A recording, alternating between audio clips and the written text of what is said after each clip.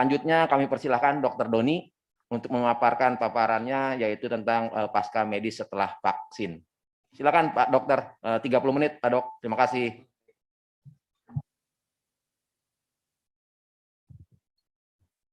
Terima kasih, Pak Andri, yang saya hormati, seluruh karyawan dan keluarga besar Sukovindo dari Sabang sampai Merauke. Kesempatan ini saya dapat kesempatan untuk memberikan informasi terkait vaksin. Jadi saya akan mulai saja biar cepat. Oke, lanjut. Ya, lanjut. Oke, sebelum kita bicara vaksin, tentu kita harus bicara juga diawali dengan apa sih gejala COVID yang sering kita dapati. Karena itu adalah dasar vaksin yang akan diberikan. Lanjut. Iya, lanjut lagi. Bisa diperbesar ininya, pemaparannya. Ya, cukup. Lanjut lagi sedikit. Ya, ini gejala COVID ya yang ada. Kita selalu membagi menjadi ringan, sedang, dan berat. Mungkin yang sudah pernah kena akan mengalami ini. Jadi gejalanya ada yang seperti flu tanpa demam, ada yang flu dengan demam, ada hanya gejala di saluran pencernaan untuk yang ringan. Yang sedang sudah ada anosmia dan lain-lain. Yang berat sudah ada kerusakan-kerusakan pada organ vital, terutama di paru-paru, jantung, dan beberapa organ vital lain. Nah, semua tingkatan gejala ini sebenarnya yang perlu kita ketahui itu bukan dari virusnya. Jadi virusnya tidak merusak semua organ kita. Virusnya tidak menghasilkan gejala secara langsung membuat seperti ini. Jadi ada mekanisme di mana gejala ini muncul dari pertahanan tubuh kita yang bereaksi terhadap virus yang masuk. Itu juga yang harus kita pahami. Ya, jadi bukan virusnya secara langsung yang merusak organ, tapi pertahanan tubuh kita, mekanismenya yang merusak organ akibat dari virus yang masuk. Itu yang perlu dipahami. Nah, kemudian lanjut. Ya, next. Di sini, stop. Awalnya di tubuh kita ada sistem imun. Sistem imunnya terbagi dua secara garis besar. Ada sistem imun non-spesifik yang dikomandoi oleh sitokin dan sistem imun yang spesifik. Ya, ada IgM dan ada IgG. Stop, mundur. Oke. Ya. Sistem imun non-spesifik itu kalau saya ibaratkan adalah pasukan gerak cepat kalau di pertempuran. Sedangkan sistem imun spesifik itu imunoglobulin M itu pasukan elitnya. Dan imunoglobulin G adalah pasukan perdamaian yang datang belakangan.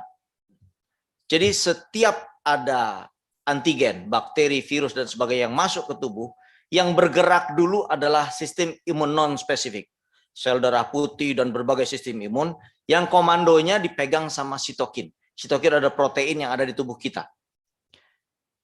Dia harus bergerak lebih dulu untuk memberi waktu bagi sistem imun spesifik, IgM dan IgG terbentuk. Jadi IgM dan IgG ini tidak langsung terbentuk, perlu waktu dia untuk membentuk. Nah, selama proses pembentukan, pasukan gerak cepat maju duluan.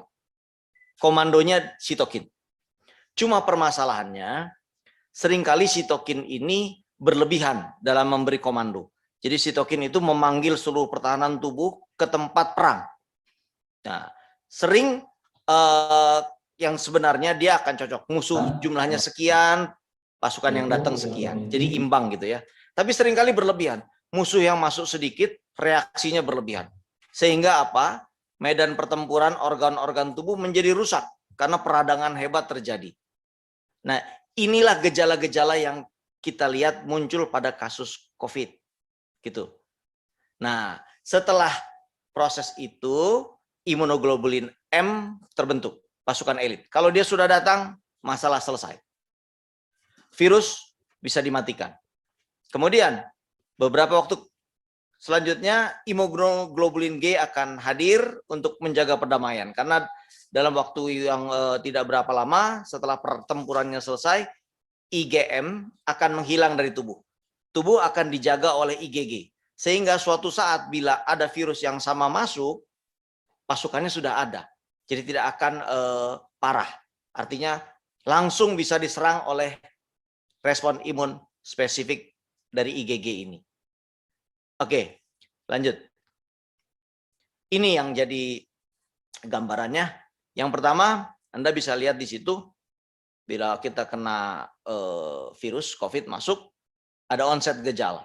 Yang warna hijau itu CRP, itu tanda radang. Disitulah mulainya sistem imun non-spesifik yang dikomandai sama sitokin. Dia bergerak. Nah, beberapa hari kemudian baru muncul IgM. Sistem imun yang saya katakan tadi pasukan elitnya. Cukup waktu 7 hari kita menang. Setelah menang, IgM turun, tempatnya digantikan oleh IgG yang terus bertahan dalam beberapa bulan. Sistem ini, mekanisme ini yang menyebabkan infeksi virus sering disebut dengan self-limiting disease. Penyakit yang katanya sembuh sendiri. Ya kan? Karena memang mekanisme seperti ini. Tapi ada beberapa kasus, terutama yang menjadi sedang dan berat, di mana sitokin terus bereaksi. Walaupun IgM sudah datang. Nah, ini yang menyebabkan kelainan-kelainan pada kasus-kasus berat. Di mana peradangan juga menyerang organ-organ lain di daerah di luar pertempuran. Di daerah pertempurannya kan di saluran pernafasan. Tapi kenapa ginjal jadi bermasalah, hati bermasalah, jantung jadi bermasalah, otak jadi bermasalah. Itu karena peperangan jadi melebar kemana-mana. Walaupun virusnya hanya ada di paru-paru. Nah, ini yang terkenal dengan badai sitokin. Ya kan? Nah, konsep ini yang seringkali kalau kasus banyak, ada beberapa kasus bahkan virusnya sudah tidak ada, tapi kerusakan organnya masih ada. Nah, ini karena bukan virus yang menyebabkan kerusakan, tapi sistem pertahanan tubuh yang kebablasan tadi. Ya, lanjut. Nah, ini gambaran. Infeksi yang pertama, Anda bisa lihat IgM turun, lalu IgG-nya tetap bertahan. Beberapa saat kemudian, bila kita terkena virus lagi, yang warna hijau itu imunoglobulin G, sudah tetap ada di darah, sehingga langsung bisa menangani permasalahan. Pada kasus reinfeksi atau infeksi yang kedua, otomatis biasanya kasus infeksi kedua tidak berat, tidak akan lebih berat dari yang pertama, bahkan seringkali tanpa gejala. Karena pertahanan tubuhnya sudah siap, IgG-nya sudah siap, IgM muncul sekali lagi, kemudian menyelesaikan masalah. Nah, konsep 2 kali serangan ini yang dipakai mekanismenya untuk vaksinasi. Jadi Anda bisa lihat serangan pertama itu adalah vaksinasi suntikan pertama. Kira-kira begitu. Jadi pertahanan tubuhnya sudah muncul, saat dia sudah mulai turun, disuntikkan lagi virus yang kedua, sehingga makin tinggi kekebalan kita. Dan itu bertahan dalam waktu yang cukup lama. Untuk Sinovac, yang saya dengar bisa sampai setahun. Tapi apakah sampai setahun benar-benar kita belum tahu, karena belum ada yang sudah disuntik sampai setahun. Kan gitu ya. Oke, ini konsepnya. Lanjut. Ya. Organ vital. Nah, ini organ vital kita yang terkena kerusakan di otak akan menghasilkan gejala seperti itu, di hidung anosmia, kulit kemerahan, di hati ginjal, saluran pencernaan dan lain-lain. Itu akibat dari yang tadi saya sudah ceritakan. Bukan virusnya secara langsung yang merusak, tapi sistem kekebalan tubuh kita yang kebablasan. Gitu ya, kira-kira. Lanjut. Ya. Sekarang kita bicara tentang vaksinnya. Yang tadi sudah dibicarakan oleh Bu Puspa Gita. Vaksin pada umumnya dibagi menjadi 3 kelompok. Yang pertama, vaksin virus utuh. Ada 2, attenuated dan inactivated. Artinya yang dimatikan dan dilemahkan. Jadi memang virus yang utuh. Ya, tapi sudah di nonaktifkan. Apa sih yang dibuat nonaktif? Si virus sudah tidak bisa bereplikasi lagi, tidak bisa berkembang biak memperbanyak diri lagi. Si virus juga tidak bisa menginfeksi sel. Jadi ibarat ibarat kata lucu-lucuannya itu virus yang sedang kebingungan ya, dimasukkan ke tubuh, bengong aja dia, nggak ngapa-ngapain, nggak menginfeksi, nggak berkembang biak, jumlahnya cuma tetap segitu. Tapi itu sudah cukup untuk tubuh kita mengenali musuhnya, sehingga beberapa waktu kemudian IgM dan IgG terbentuk. Tapi tetap karena virus itu dimasukkan, tetap reaksi radang oleh sitokin tadi tetap bereaksi. Makanya kan ada reaksi pegel, nyeri, demam, meriang, tergantung tiap orang berbeda-beda. Diharapkan karena jumlahnya tetap stabil yang dimasukkan, tidak berkembang biak lebih banyak, tidak akan masuk ke dalam badai sitokin. Hanya ringan sampai sedang saja. Ya kan gitu. Tapi tetap dikhawatirkan 1-2 kasus bisa saja menjadi seperti itu. Makanya pada awalnya yang komorbid tadinya tidak boleh menerima ini. Gitu ya, awalnya ya. Oke, lanjut. Vaksin asam nukleat yang kedua itu mRNA dan DNA. Tadi yang virus utuh Sinovac. Ya, Bio Farma itu contoh yang virus utuh yang dilemahkan.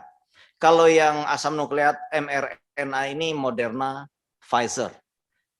DNA itu AstraZeneca, Sputnik V, Johnson & Johnson. Itu contohnya.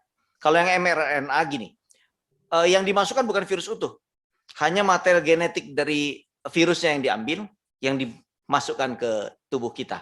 Jadi tubuh kita selnya belajar untuk membentuk spike dari virus, lalu bersiap-siap kalau ada yang bentuk yang sama yang masuk.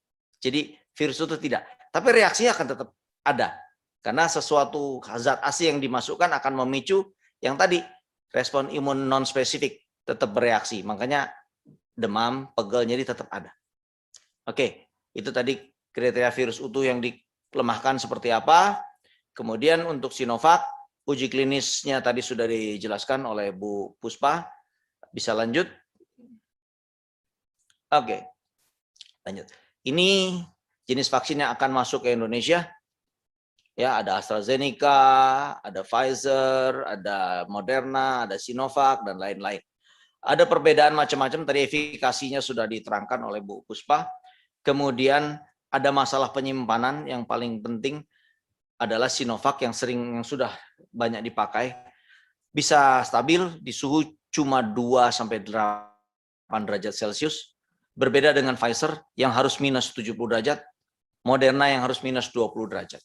Ini salah satu perbedaan dan salah satu faktor kenapa mungkin Indonesia memilih Sinovac. Ya, lanjut. Pertimbangannya harus lulus uji klinis, uji keilmuan, lolos juga emergency use authorization, ya kan? Harus sesuai dengan karakter masyarakat Indonesia. Kita orang Asia, lebih cocok mungkin ya dengan Sinovac. Kemudian sesuai dengan sarana dan prasarana yang ada. Ini yang utama. Kenapa Sinovac dipilih? Suhu 2-8 derajat itu bisa dibawa cuma pakai cooler, ya kan?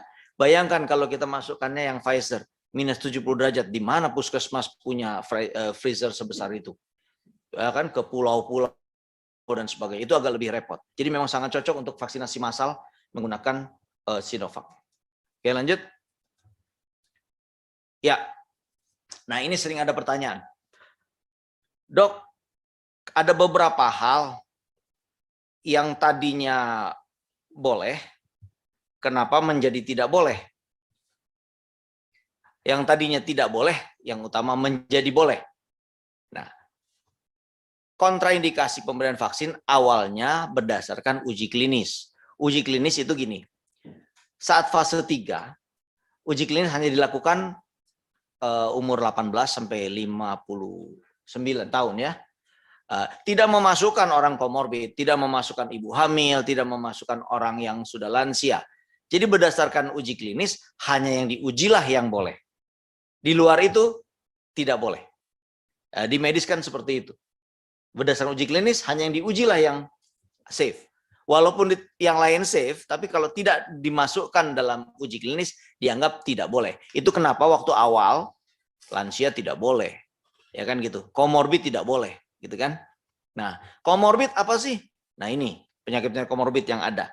Diabetes, autoimun, penyakit ginjal, jantung, hipertensi, TBC, PPOK, dan sebagainya. Ya. Kenapa sih tidak boleh? Gini, orang dengan komorbid, penyakit kronis, organ-organnya tidak 100% sempurna.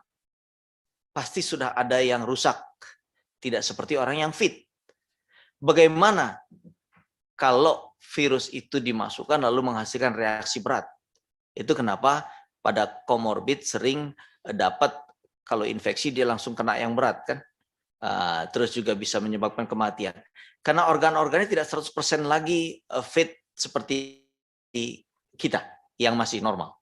Tapi ternyata tidak 100% mereka dilarang. Ada yang namanya kajian telaah klinis. Jadi beberapa perkumpulan dokter spesialis di Indonesia, ada PAPDI, PERKI tadi ya, POGI, opsi di kebidanan ya, mengeluarkan rekomendasi berdasarkan keilmuannya, bahwa yang tadinya tidak boleh, ada syarat-syarat tertentu berdasarkan keilmuan mereka, boleh. Nah, ini yang menjadi lebih ringan sehingga banyak yang sudah mulai bisa divaksin. Tapi tetap ada aturannya. Yang kontraindikasi yang benar-benar tidak boleh. Itu satu, penyakit autoimun. Nah, ini khusus ada dokter spesialis yang kalau boleh dia harus membuat rekomendasi khusus untuk orang yang seperti ini. Yang kedua, yang punya riwayat alergi terhadap pemberian vaksin yang sama. Nah, ini berbahaya karena bisa anafilaktik shock. Ini tidak boleh. Ini benar-benar tidak boleh kalau yang nomor 2 ini. Yang ketiga, pasien dengan imunodefisiensi primer. Jadi ada pasien, ada orang yang kekebalan tubuhnya tidak bisa muncul. Nah, ini tidak bisa diberi vaksin. Ya, karena selain berbahaya juga tidak muncul yang dimaksud dengan pemberian vaksin tidak terbentuk, ya. Oke, ini yang kontraindikasi. Tapi lanjut. Ya, ini kajian telaah klinis. Cukup. Tapi ada juga yang dibolehkan. Tidak boleh, tapi ditunda. Jadi dibolehkan. Seperti ini contohnya. Ya, lanjut. Ya, contohnya hipertensi, ya kan? Hipertensi kalau sedang akut, tensi di atas 180/110, tidak boleh. Dia harus ditunda. Setelah kembali normal, serangan akutnya, dia boleh. Begitu juga diabetes. Diabetes bila masih ada tanda-tanda akut, seperti matanya buram gitu ya, tidak melihat dengan jelas, gula darahnya sangat tinggi, saat itu dia tidak boleh. Tapi kontraindikasinya relatif. Begitu sudah kembali normal, tanda akutnya sudah tidak ada, dia boleh. Begitu ya. Kemudian juga ada, lanjut. Ya, ada kerapuhan namanya. Ada batas kerapuhan. Jadi orang yang rapuh tidak boleh. Tapi bila dia tidak masuk ke kriteria rapuh, boleh. Seperti pada para lansia, ada kuesionernya sendiri. Jadi kalau dia tidak masih mampu jalan 200 meter, tidak mudah lelah, berat badannya tidak turun, ada kuesionernya. Bisa naik tangga 10 anak tangga, tidak masalah, tidak punya penyakit-penyakit berat tertentu, berarti dia tidak rapuh. Dia boleh. Jadi kalau uji klinis dulu lansia tidak sebetulnya boleh, tapi harus melewati syarat-syarat yang seperti ini. Kemudian hati-hati juga tuh kondisi berikut ini. Ya.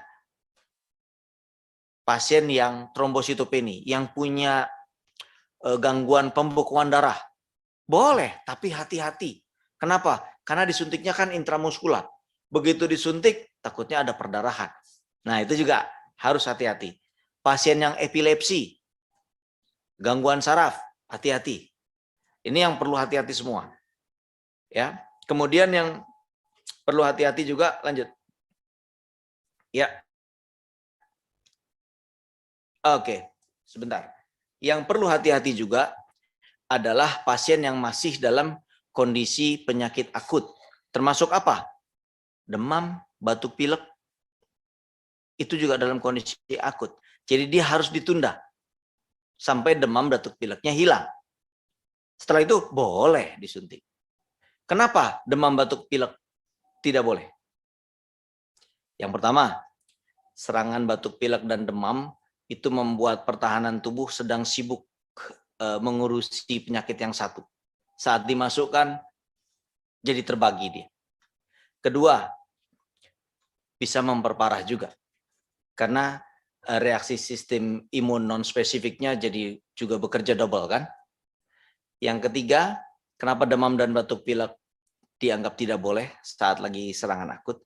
Karena efek samping dari vaksin kan juga ada beberapa yang demam batuk pilek. Kita tidak tahu nanti batuk pilek dan demam yang muncul ini dari penyakit lain atau dari efek vaksinnya. Nah, itu yang penting. Jadi itu kenapa ditunda sampai sembuh, gitu ya.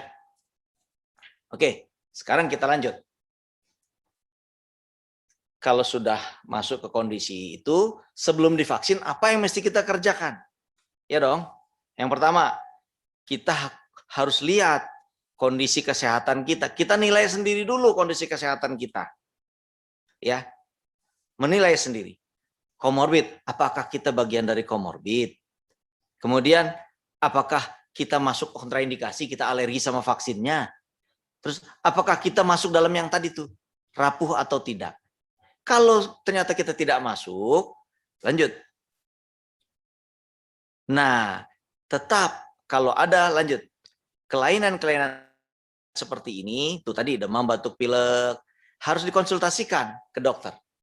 Sehingga tahu jalan keluarnya. Apakah mesti ditunda? Apakah mesti diobati dulu?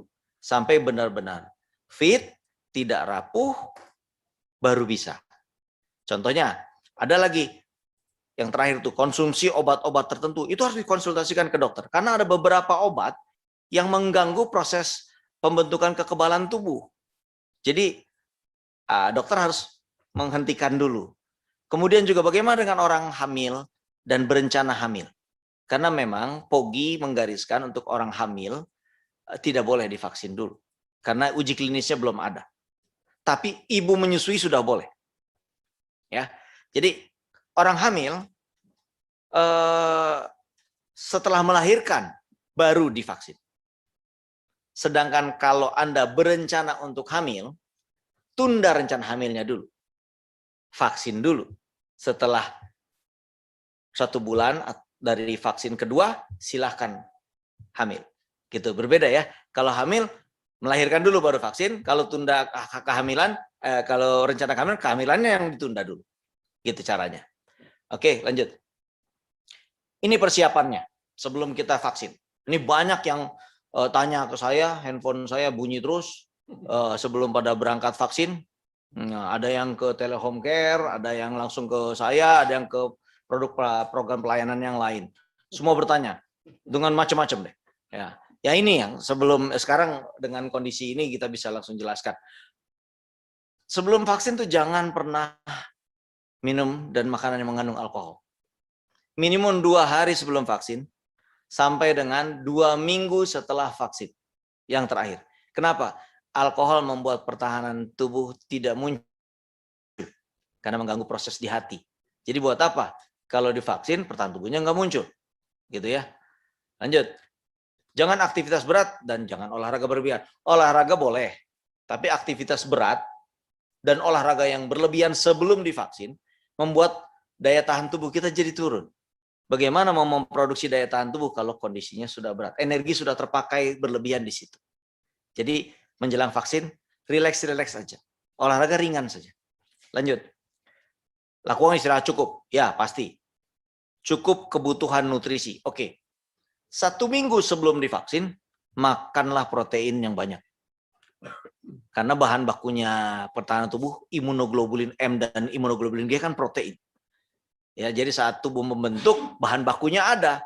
Jadi jangan dipancing untuk membentuk, bahan bakunya tidak disediakan. Kan? Lanjut. Jalani pengobatan dari dokter. Ya, yang tadi. Kalau diabetesnya tinggi, turunkan gulanya. Ya, HbA1c-nya turunkan. Kalau sudah normal, boleh divaksin. Nggak ada orang diabetes yang tidak boleh. Kalau kondisi akutnya sudah selesai. Jantung pun begitu. Serangan jantung sudah tidak ada, tidak berdebar, tidak rasa nyeri, boleh. Orang gagal jantung yang kakinya bengkak saat dalam beberapa bulan, 3 bulan terakhir tidak bengkak lagi, kakinya tidak ada cairan, boleh. Ya, bahkan HIV sekarang boleh, tapi dites dulu. Ya, CD4-nya harus di atas 200. Jadi punya kekebalan dulu. Percuma kalau nggak punya kekebalan dikasih ini. Gitu ya. Bahkan sekarang penyakit ginjal boleh. Penyakit ginjal yang non dialisis ya, yang belum dilakukan cuci darah boleh. Yang sudah dilakukan cuci darah dilihat sama dokter spesialisnya kadar ureum kreatininnya berapa. Kalau memungkinkan boleh. Bahkan yang transplantasi ginjal, cangkok ginjal, kasus-kasus tertentu boleh. Kalau kasusnya baru di mana masih mendapat obat imunosupresan yang tinggi itu tidak boleh. Tapi kalau sudah maintenance, dosis obatnya dikasih minimal, boleh. Karena divaksin atau tidak, itu kan manfaatnya lebih besar dibanding mudaratnya. Bayangkan kalau kondisinya berat, tidak divaksin, sekali kena, komorbid ini. Lebih bahaya kan? Gitu ya. Oke, lanjut. Nah, ini saat divaksin nih. Coba lanjut lagi. Ini saat divaksin. Ya. Vaksin tidak boleh diberikan bersama dengan vaksin lain. Tidak boleh. Dengan hepatitis B, influenza, tidak boleh. Jaraknya 1 bulan. 1 bulan sebelum dan 1 bulan sesudah. Harus diberi jarak. Kemudian, para pelaksana harus menyiapkan anti-shock anafilaktik, obat yang bisa disuntikan cepat. Karena yang dianggap tidak alergi bisa saja saat divaksin dalam waktu 30 menit, dia langsung kolaps. Alergi hebat, sesak napas, tidak bisa napas, lalu pingsan, harus saat itu juga disiapkan. Nah, ini memang hati-hati pada vaksinasi massal, harus tetap menyiapkan kondisi-kondisi darurat seperti itu. Memang contohnya kemarin saya membantu vaksinasi 400 orang, kemudian 300 orang. Kebetulan 1 pun tidak ada yang mengalami ini. Ya, dalam 30 menit observasi oke saja. Tapi kan kita nggak tahu. Suatu saat bisa terjadi, ini harus siap. Kemudian ini juga si yang melakukan vaksin. Vaksinnya itu tidak boleh dibersihkan dengan zat desinfektan. Akan merusak kan. Jadi ada tata cara bagi yang memvaksin ini. Kemudian menyimpannya juga. Kalau Sinovac kan suhu 2-8 derajat. Nggak boleh dibekukan. Begitu dibekukan rusak. Tidak bisa dipakai lagi. Lalu yang tadi, Bio Farma 1 vial itu untuk 10. Harus habis hari itu. Jadi nggak bisa begitu dibuka, diambil cuma untuk 6, 4-nya besok. Tidak bisa.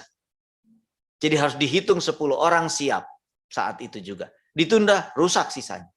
Nah, itu juga harus hati-hati bagi kalau nanti ada penyelenggaraan sendiri kita Pak ya. Oke, lanjut. Nah, ini yang tadi, yang boleh dan tidak boleh, bisa lewat. Silakan. Nah, ini yang sering ditanyakan. Setelah divaksin, kita mesti ngapain? Gitu kan ya? Ya, ada efek samping yang tadi saya ceritakan. Karena ada reaksi saat kuman dimasukkan, bentuknya apapun benda asing masuk tubuh, respon imun non-spesifik yang dikomandoi sama sitokin itu akan bereaksi. Ada 3 kategori. Kategori ringan biasanya cuma rasa pegel, sakit, bengkak, kemerahan di daerah lokal saja. Ya. Kemudian bisa sampai kategori 2, orangnya jadi demam. Itu sudah menyeluruh ya. Yang tadi reaksi sitokin di imunitas non-spesifik kan. Ada sakit kepala, bisa lemes, panas dingin, kadang ada yang mual. Bisa juga 1-2 kasus masuk ke kondisi berat. Biasanya dideteksi dengan ada gangguan di hati, ginjal, dan sebagainya. Radang tenggorokan, batuk pilek bisa dimasukkan ke dalam kategori 3 ya yang terjadi. Tapi nggak usah khawatir kalau yang kategori 1-2 hanya bersifat sementara. Dia akan pulih sendiri. Tapi yang 3 bila berlanjut segera hubungi dokter karena mungkin perlu penanganan kondisinya. Oke, lanjut. Apa sih aktivitas setelah vaksin yang dibolehin? Nah, jadi saya nggak usah jawab di WA lagi nih Pak. Kan banyak yang ini selalu bertanya. Ya kita jawab di sini. Bukan berarti nggak boleh, silahkanlah boleh terus lah. Nanti gara-gara itu nggak boleh, nanti Pak Andre telepon saya lagi. Oke, setelah divaksin, redakan efek samping vaksin. Apa? Tuh yang pegal, pedas, boleh diredakan. Dikompres dingin. Tangan gerakin. Gitu. Jadi lebih mudah nyerinya berkurang gitu ya. Lanjut. Maaf, yang pertama tadi. Boleh nggak minum obat, dok? Obat tertentu boleh. Tapi obat-obatan yang mengurangi peradangan tidak boleh. Karena akan mengurangi pembentukan IgG dan IgM yang kita inginkan. Contohnya, obat-obat kortikosteroid, prednison, dexamethasone, itu nggak boleh. Tujuan vaksinnya nanti tidak tercapai. Ada beberapa kasus NSAID. NSAID itu non-steroid. Antiinflamasi, ibuprofen, itu mengurangi efektivitas. Paracetamol, cuma paracetamol, sebagian besar termasuk saya membolehkan. Tidak terlalu kuat menahan pembentukan antibodi. Kalau beberapa obat yang menahan pembentukan antibodi, jangan. Antibiotik boleh. Antibiotik boleh. Karena ini kan vaksinnya virus yang dimasukkan. Antibiotik kan untuk bakteri. Boleh. Ya, beberapa obat vitamin boleh. Ya. Oke. Terapkan protokol kesehatan. Tetap jaga jarak, pakai masker dan sebagainya. Tapi tidak seketat sebelumnya. Nanti saya beritahu seperti apa. Oke, lanjut. Konsumsi makanan bergizi tadi yang udah saya bilang. Ini sudah dipancing, ya kan? Sudah dipancing, sediain dong bahan bakunya. Ya kan? Untuk bikin apa? Imunoglobulin yang tadi. Nah, bukan hanya bahan baku, tapi juga istirahat yang cukup juga harus diberikan. Oke. Ini juga tidak mengonsumsi zat atau obat yang mengganggu munculnya imunitas yang tadi. Ya, obat-obat tertentu, alkohol, tidak boleh. Istirahat cukup, olahraga ringan. Ya, jangan olahraga berat juga. Kalau terlalu berat, energinya jadi terbagi. Untuk membentuk pertahanan tubuh, perlu energi. Kalau dipakai juga untuk kehidupan hari-hari, kemudian untuk aktivitas berat, olahraga berat, nanti untuk memproduksi daya tahan tubuh ini berkurang. Ya. Siapin untuk vaksinasi yang kedua. Ya kan? Karena vaksinasi harus 2 kali. Tadi dibuat mekanisme reinfeksi supaya muncul kekebalan lebih tinggi. Oke, lanjut. Nah, kalau mau vaksin berikutnya, jaraknya 1 bulan dari vaksinasi ini. Vaksin yang lain ya. Jadi, dok gimana nih? Saya kan hepatitis B. Sedang vaksin, hepatitis B itu 3 kali. Yang pertama, dengan kedua tuh bedanya sebulan. Dengan yang ketiga booster, boleh beberapa bulan. Ya sudah, diatur saja. Hepatitis B-nya pertama disuntik, bulan berikutnya kedua, beli jarak 1 bulan, vaksin COVID. Selesai 2 kali vaksin COVID, beri jarak 1 bulan, baru yang ketiga. Boleh diakalin seperti itu. Ya, oke, lanjut. Ya, ini yang terjadi. Tadi gambarannya ya, pada penyuntikan pertama muncul reaksi seperti itu, tapi belum hebat, belum besar kemunculan antibodinya. Begitu diulang, ya lebih dari 14 hari, diulang, dia akan naik lebih tinggi. Dan IgG-nya akan bertahan katanya sampai setahun. Tergantung dari tiap vaksin. Ya kita lihat aja. Ini kan ada yang baru disuntik sebulan kok ya. Masih 12 bulan, 11 bulan lagi dilihat. Mudah-mudahan muncul. Gitu ya. Itu kan kata yang vaksin. Mudah-mudahan bahkan lebih dari setahun, kenapa enggak? Ya kan? Gitu. Oke. Lanjut. Jadi wajib 2 kali suntikan ya. Dok, gimana? Saya disuntik pertama. Kemudian saat suntik kedua bisa nggak pakai vaksin jenis lain? Suka begitu tuh. Ada pertanyaan ke saya. Ya. Sebaiknya suntikan kedua diberikan vaksin dengan platform yang sama. Bukan merek yang sama. Platform yang sama. Jadi kalau virus yang inaktif, diberikannya kedua yang inaktif. Jangan pakai yang mRNA. Kalau yang pertama mRNA, harus pakai mRNA juga. Gitu ya. Kalau terpaksa harus dengan platform yang sama, gitu ya. Oke, lanjut. Nah, ini kesimpulan. Mari kita simpulkan sama-sama yang tadi kita bicarakan. Pertama, nggak ada jaminan 100% vaksin corona bikin Anda kebal 100%. Tidak. Tetap Anda bisa terkena.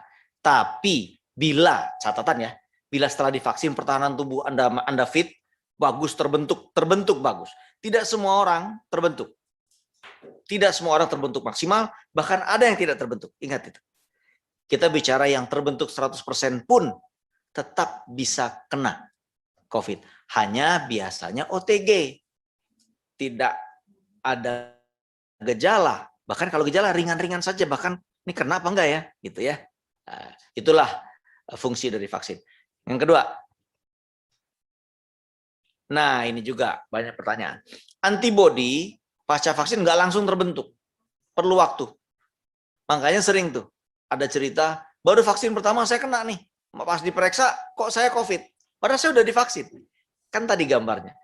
Vaksinasi pertama tubuhnya belum maksimum dan perlu waktu. Begitu juga setelah vaksin kedua. Ya, perlu waktu 2 minggu. Jadi maksimum antibodi netralisasi ini terbentuk hebat itu 2 minggu setelah suntik yang kedua. Nah, itu baru kalau kita fit, kemampuan antibodinya paling tingginya di situ. Mudah-mudahan bertahan terus. Ya, jadi perlu waktu. Jadi habis disuntik jangan begitu disuntik terus kita kemana-mana, enggak juga. Kasih waktu untuk pembentukan antibodi. Tadi dengan istirahat, ya kan, makanan bergizi dan menghindari yang tadi. Lanjut. Nah, ini juga ingat virus corona mutasi terus. Kenapa? Ini kan perang kita sama dia. Dia kan dibunuh sama kita. Dia berusaha bertahan hidup.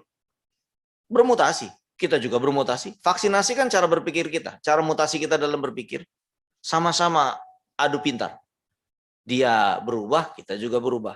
Adu kuat. Ya. Lanjut. Nah, ini. Silent spreader. Pasca divaksin. Anda kebal. Tapi bukan berarti Anda tidak bisa memindahkan virusnya ke orang lain. Jadi tetap Anda bisa membawa virusnya ke orang lain dan memindahkannya kepada orang yang belum divaksin. Sama seperti baju, nempel di sini terbawa. Ini juga nempel di saluran pernafasan, tidak membuat Anda sakit, tapi Anda memindahkan ke orang lain. OTG, bawa virusnya kemana-mana kalau Anda kena ya, Anda tertular. Anda mah nggak sakit. Itu, ingat itu. Lanjut. Belum ada tadi itu. Ya kan? Belum ada data klinis. Berapa lama masing-masing vaksin bertahan antibodinya. Ya kan? Vaksin A bilang sekian lama, vaksin B bilang sekian tahun. Itu kan belum ada datanya. Orang uji klinisnya juga baru. Kan gitu ya. Lanjut. Nah, di rumah, dok buat apa dok kalau udah divaksin ternyata sama aja. Mana new normalnya? Sama-sama ketat, saya sama-sama lockdown gitu ya. Ada dong tetap. Walaupun kita tetap menerapkan prokes, kalau di rumah sekarang udah boleh lepas masker. Tapi syaratnya semua anggota keluarga juga sudah divaksin. Sama-sama kebal semua. Di sini saya saat berbicara, karena sesak kalau pakai saya buka masker. Kenapa? Satu, jarak kita jauh-jauh. Cuma ada beberapa orang di sini jarak 2 meter. Dan semua sudah divaksin. Dan semua antigennya negatif. Yang masuk sini kan sudah dites semua negatif.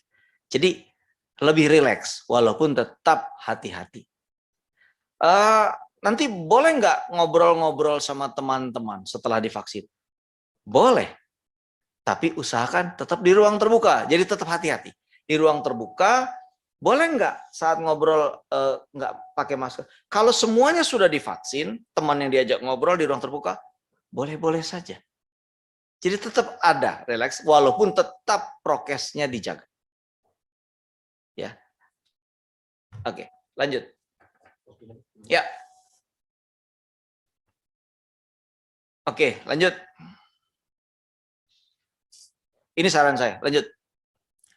Nah, saran saya yang pertama, tetap harus prokes kesehatan, protokol kesehatan dipakai, dijalani. Yang kedua, lanjut, berusaha meningkatkan kondisi tubuh kita agar fit ya dan sehat. Harus itu. Karena hanya dengan kondisi fit lah virus itu bisa dikalahkan. Yang terakhir gini, di ilmu saya nih, manusia itu bisa hidup tanpa makan seminggu, 2 minggu, 3 minggu, bisa. Manusia juga bisa hidup 3 hari kuat tanpa air.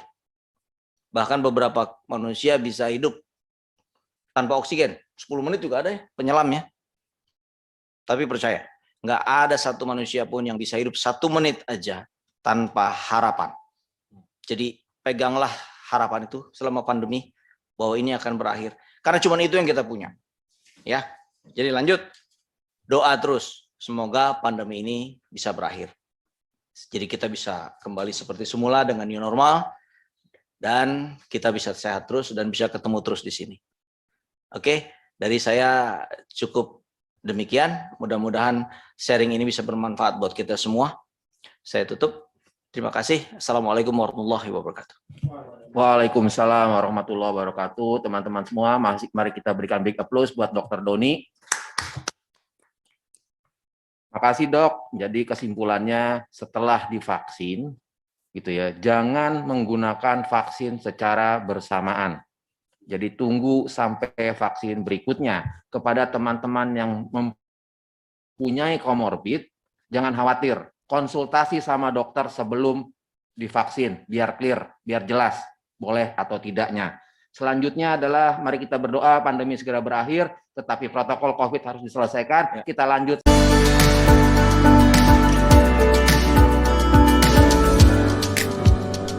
Kita tanya jawab. Mungkin Dokter Doni ada tambahan. Silakan Dokter Doni. Makasih. Oke, terima kasih Pak Andri. Saya akan mencoba menambahkan untuk mendukung apa yang sudah diuraikan Ibu Rini. Jadi saya hanya memberi penjelasan tentang apa yang disebut dengan suspek dan probable. Jadi prinsipnya gampang kok. Suspek itu satu orang yang pernah masuk ke daerah merah dalam bertugas ya, Bu. Itu masuk suspek tuh, walaupun tidak bergejala. Kemudian orang yang disebut suspek kontak erat, definisi kontak eratnya ada diuraikan oleh Bu Rini. Kontak erat walaupun tidak bergejala, itu 2 kelompok yang disebut suspek. Probable adalah orang yang gejala COVID-nya khas, batuk, pilek, anosmia, tapi nggak peduli dia suspek, nggak peduli dia kontak erat atau tidak, tetap kita curiga, itu namanya probable dan belum di PCR. Nah, kedua suspek dan probable ini yang harus kita lakukan kegiatan tracing. Baik. Nah, kegiatan cuma 3 sebetulnya menggunakan alat antigen di peraturan Kemenkes. 1, tracing, 2, diagnosa, dan 3, screening. Jadi yang dipakai PCR dan antigen itu adalah untuk tracing dan mendiagnosa. Ini khusus buat IRT nih, IRT dan COVID Ranger ya, pedomannya. Jadi gini, kapan menggunakan antigen, kapan menggunakan PCR. Jadi senjata itu nggak boleh salah menggunakannya. Ya, kita beritahu gini, antigen dan PCR hanya dipakai untuk tracing dan diagnosa. Ya, 2 itu. Yang tadi terhadap suspek dan probable. Nah, kapan menggunakan keduanya? Kapan pakai yang A, kapan pakai yang B? Jadi kita harus lihat dulu wilayah kerja kita, ya, cabang-cabang semua berada di kriteria apa? Ada kriteria A, ada kriteria B, ada kriteria C. Apa sih kriteria A? Bila di tempat Anda didukung oleh pemeriksaan PCR yang 1 hari jadi. Ya, PCR yang punya, PCR yang hari itu pun jadi. Itu maksud kriteria A. Kriteria B, bila di tempat ada PCR yang baru jadinya 2 hari. Oke. Kriteria C, bila di tempat Anda tidak ada alat PCR atau hasil PCR lebih dari seminggu. Itu masuk kriteria D, kriteria 3, kriteria C. Nah, sekarang bagaimana kalau Anda ada di A? Bila terhadap suspek dan probable, ya, kontak erat dan sebagainya, Anda harus lakukan dengan PCR, tidak boleh pakai antigen. Di kriteria Anda, kriteria A harus PCR. Dan dilakukan 2 kali. 2 kali itu gini. Pertama Anda lakukan, bila orang tersebut positif, langsung diagnosa ya Bu, masuk ke penanganan kita. Langsung dokter ini ditelepon sama Pak Andre deh. Tapi bila dia negatif, belum bebas. Ingat itu. Tetap isolasi mandiri. Selama 5 hari. Ingat, bukan 2 hari. 2 hari rumah sakit. Kita 5 hari. Hari kelima, tes lagi dia. Wajib Bu. Dan harus dengan PCR juga. Ingat, ada di kriteria A, hari pertama PCR, lolos, kelima PCR. Di mana kalau di kriteria B? Kriteria B, hari pertamanya antigen, boleh. Tidak perlu PCR, boleh diterima, wajib, hasilnya sahih. Hari kelimanya baru PCR. Gitu ya. Nah, gimana kalau banyak di daerah ya, di lokasi kita yang terpencil ya, nggak punya PCR di sana, masuk kriteria C. Hari pertama antigen, hari kelima juga antigen. Gitu ya. Kemudian, yang tadi kegiatan screening. Nah, 3 kegiatan kan ya. Kegiatan screening yang tadi Ibu Rini sudah jelaskan, izin kerja beresiko, tamu yang datang, ya Bu, pengaturan rapat, itu bagian dari screening. Screening cukup dengan antigen dan hanya sekali. Boleh. Oke. Kemudian tes rapid antigen. Tadi juga Ibu menyinggung bahwa kalau nggak punya rapid antigen, pakai rapid antibody. Ya, kalau terpaksa bisa. Tapi harus tahu caranya, ya. Rapid, cuman hati-hati. Dengan sudah orang divaksin, siapapun yang divaksin, rapid antibodinya reaktif. Kan muncul IgM IgG-nya. Membedakannya dengan apa? Membedakannya dengan tanya jawab. Anda baru kontak erat atau tidak, gitu loh. Lalu bagaimana menggunakan itu? Bila di rapid antigen, IgM yang muncul berarti dia sedang sakit. Sedang lagi asik-asiknya tuh virusnya di tubuh. Makanya IgM. Tadi kan baru berarti hari ke-7 tuh. Kalau IgM dan IgG-nya muncul dua-duanya, berarti sudah 7-14 hari. Sudah mulai sembuh, tapi virus masih ada. Bila IgG-nya saja yang reaktif, sudah sebulan lalu dia sakitnya. Kalau kepaksa pakai itu bisa, tapi perlu pemikiran ya. Perlu pemikiran. Dan hati-hati, yang sudah divaksin hasilnya akan tetap reaktif. Oke. Tadi yang terakhir adalah mengenai isolasi selesai. Ya kan? Kriterianya sudah ada 10 hari katanya kalau udah selesai isolasi mandiri ya Bu, kalau tanpa gejala 10 hari nggak usah dipakein pemeriksaan, bebas. Jadi gini, 10 dan 10 plus 3. 10 itu kalau tidak ada gejala, orang dianggap selesai. Tapi kalau bergejala, 10 plus 3. Kalau gejalanya 3 hari, tambah 3 kan 6, tetap 10 hari dia. Lewat 10 baru out. Tapi kalau gejalanya 14 hari, 14 tambah 3. Jadi hari ke-18 lah dia boleh bebas. Tapi itu beresiko, tetap beresiko. Tapi kenapa kok WHO membolehkan itu? Begini ceritanya. Jadi waktu bulan Mei, Juni tahun lalu, ada percobaan rupanya. Percobaan yang mengatakan gini, virus itu baru bisa menular ke orang lain bila kalau dia diambil dari orang yang sakit, ditanamkan ke media kultur dari virus, dia tumbuh dan hidup, berarti virus itu bisa nular ke orang lain. Kalau ditanamkan ke media kultur tidak hidup virus itu, berarti dia sudah tidak bisa menular. Nah, rupanya ada percobaan. Semua orang yang baru sampai 8 hari diambil virusnya, ditanamkan, semuanya hidup. Jadi 8 hari masih menular. Percobaan dilakukan pada orang yang sudah 11 hari rupanya. Tanpa gejala 11 hari diambil. Tidak ada yang hidup. Walaupun virus di tubuhnya masih ada. Jadi dianggap untuk WHO tempat yang tidak punya PCR itu bisa dilakukan. Ya. Sama terkait juga dengan PCR rupanya. Nah, ini juga bisa pedoman buat kita yang tim IRT. Jadi PCR itu orang yang PCR-nya CT-nya 18 kurang dari 18 ditanamkan hidup semua. Artinya hati-hati. CT di bawah 18 sangat aktif. Ditanamkan ke CT 28 sampai 32 cuma 12% yang hidup. Dan ditanamkan pada orang yang CT 34 lebih semuanya tidak ada yang hidup. Itu sebabnya kenapa beberapa cut off pakai 35. Jadi dianggap virusnya sudah tidak menular. Jadi itu pedoman yang bisa saya tambahkan. Terima kasih, Bu. Makasih Dok. Baik, kita masuk ke tanya jawab. Ini ada 3 pertanyaan Dok untuk sementara. Yang pertama adalah gini Dok. Ini ada dari pertamanya dari Bapak Agastio Dok ya. Jadi pertanyaannya adalah saya baru divaksin. Ini Ibu Novia, sorry. Saya baru divaksin. Nah, kemarin setelah itu saya baru tahu saya hamil. Gimana nih Dok? Katanya gitu Dok. Jadi sebelum divaksin dia tidak tahu hamil apa tidak.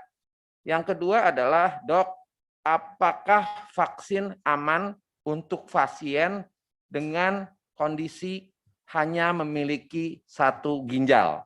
Ini dari Ibu Rizka. Kemudian dari Ibu Tini dan Bapak Sahru Ramadana, bagaimana dampak vaksin ini terhadap penderita asma? 3 pertanyaan itu dulu Dok, silakan Dok. Oke. Yang pertama,